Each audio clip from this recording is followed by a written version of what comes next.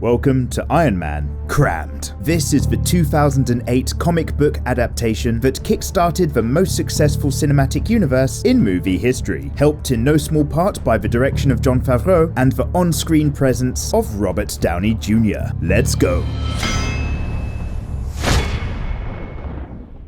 In Afghanistan, under military escort, charismatic billionaire Tony Stark comes under fire from unseen assailants that appear to be armed with his own technology. They are quickly overpowered, and despite the bulletproof vest, Tony finds himself gravely wounded. It's a terrorist kidnapping. But first, let's go back a bit. Son of legendary weapons developer Howard Stark, Tony was considered a genius from a very young age, and grew to take over Stark Industries following Howard's death with the support of his father's friend, Obadiah Stane. James Rhodes, his military liaison, is ready to present him with an award, but Obadiah has to fill the gap in Tony's absence. He's too busy living the high life and not really respecting anything, especially hot young reporters that challenge him for being a merchant of death. She is right, but also not immune to his endless charm and state-of-the-art Malibu seafront villa. Well, Pepper Potts, Tony's assistant, takes out the trash whilst he works endlessly on building projects and forgetting her birthday. Heading in late for a military meeting, Rhodey isn't happy to be kept waiting, but that irresponsible high life does come with a certain gusto, and he's flown to Afghanistan to pitch his latest range of Jericho missiles to the US Army, which is where all the trouble started. Undergoing some form of surgery, he awakes in a cave cell hooked up to a battery for an electromagnet that is stopping pieces of deeply embedded shrapnel from reaching his heart. He's been saved from death by a doctor and fellow hostage. A terrorist force called the 10 Rings want him to build a Jericho missile for them, and after some persuading, put him to work with a lot of stolen weapons. He knows that they will kill him regardless, but the doctor encourages him to take action. So Tony requests materials to get working, and the very first thing he builds is a miniaturized arc reactor to replace the temporary fix. But it's also capable of large amounts of energy, for he's not building a missile, but a way to break free. His captors are none the wiser until their educated leader Raza takes a look for himself and ups the deadline. So with the last pieces complete, Tony dons his iron armor. The guards are already alerted, but it's going to take a moment to initialize, so the doctor runs out to buy him more time. Once going, the power armor makes mincemeat out of the terrorists. It's clunky, but terrifying. Raza tries to finish him off, but an improvised missile returns him a rockfall instead. However, the doctor has been gravely wounded and lies dying. His own family is already dead, and after their captive time together, he begs Tony not to waste his life. So he marches out to face the rest of the terrorists, and instead wastes them. He burns the men and their stolen munition supplies, and ends up taking the brunt of heavy weapons fire before activating his rocket escape as the terrorist base blows up in a huge explosion. But that suit was built from repurposed parts, and he crashes in the desert.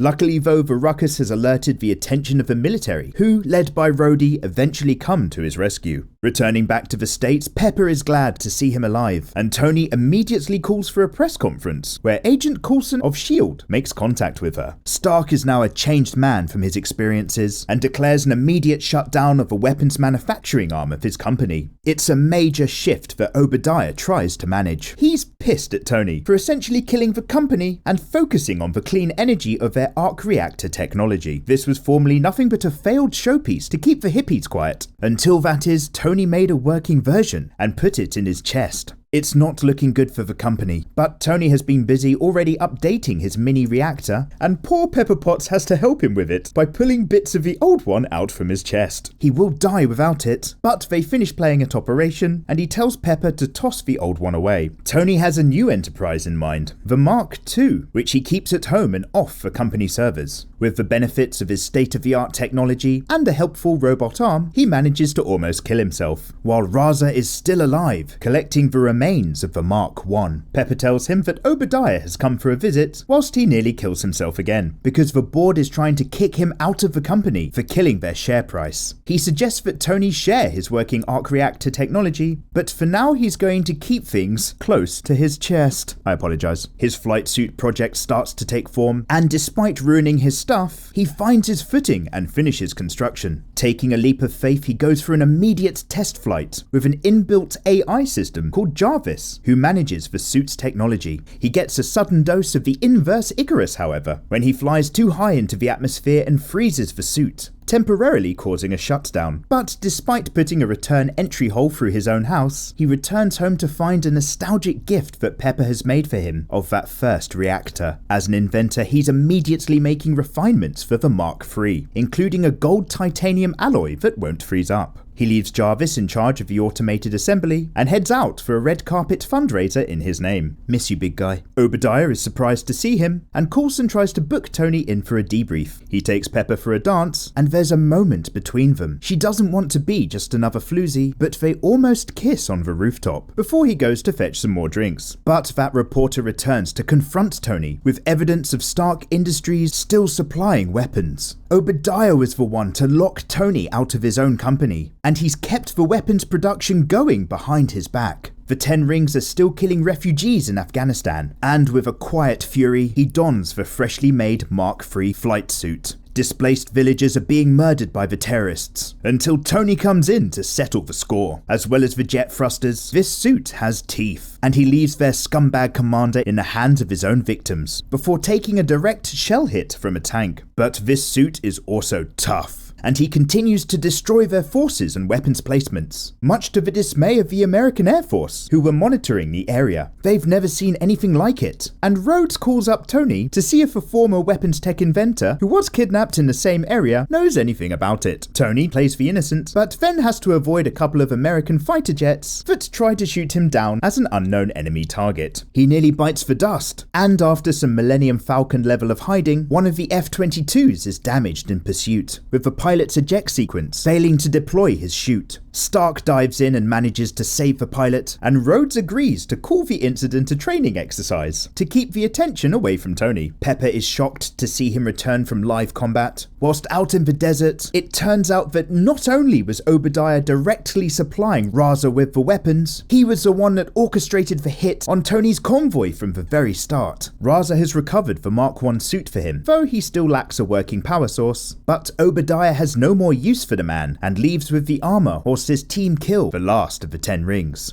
Locked out of the company, Tony asks Pepper to retrieve the details of Stain's black market dealings in order to destroy the last of the weapons. She doesn't want to help him endanger his own life, but he's driven now by what he truly believes is right. She's all he has, and Pepper feels the same for him. So in his old office, she retrieves the files, but also discovers more, including another suit construction and Obadiah's direct involvement with the hit on Tony. And just then he walks in, and so Pepper does her very best to play it cool in the face of a monster whilst the download completes, and she manages to bluff her way out of the room to take her leave. Suspicious, however, Obadiah realizes what's happened, and Pepper is only able to leave the building thanks to the fortunate presence of S.H.I.E.L.D. agent Coulson, who is visiting yet again to organize that debrief meeting. And so, on the cusp of exposure for his crimes, Obadiah goes all out on his development team to finish building the suit, but his scientists simply don't have the skills to replicate such a small reactor. So instead he pops over and uses his sonic taser on Tony himself, temporarily paralyzing him before pulling the arc reactor directly out of his chest, showing his true colors and leaving him for dead. Pepper, with the support of S.H.I.E.L.D., tells Rhodey what's going down, while Tony tries to drag himself to the original reactor as he goes into cardiac arrest. He almost doesn't make it, but Robot Arm comes to the rescue, saving his life. Obadiah installs the reactor in his Ironmonger suit, and Rhodes gets Tony on his feet, telling him that Pepper is with 5 S.H.I.E.L.D. agents moving in to make the arrest. But Stark knows that won't be enough, and heads on over to help. And he's right. Obadiah makes short work of the agents before almost killing Pepper before Tony dives in. If Tony's suit is a finely tuned sports car, then Ironmonger is a tank. And as they fight on the streets of LA, Stark is on limited energy with that original cave-made reactor. So he heads into the sky, and Ironmonger very slowly launches into pursuit. The Air Force want to scramble jets, but Rhodey's there to keep things on the down low. Stark keeps climbing, but is eventually caught. However, he's reached his critical altitude, and Obadiah's suit freezes and shuts down. See ya!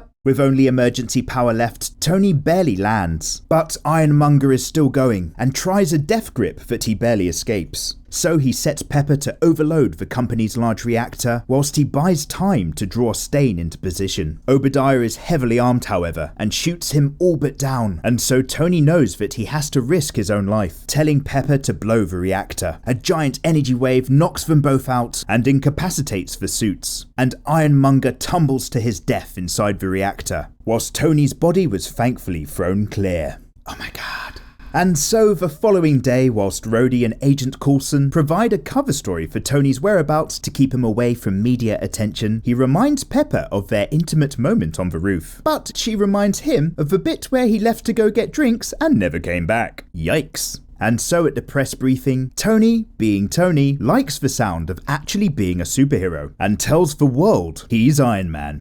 So thanks a lot for watching, guys. With Avengers Endgame on its way, I thought it would be nice to take a look where things all started over 10 years ago, and so I hope you've enjoyed having Iron Man crammed inside of you. If you did, please consider giving that subscribe button a click, and I'll see you next time. Take care.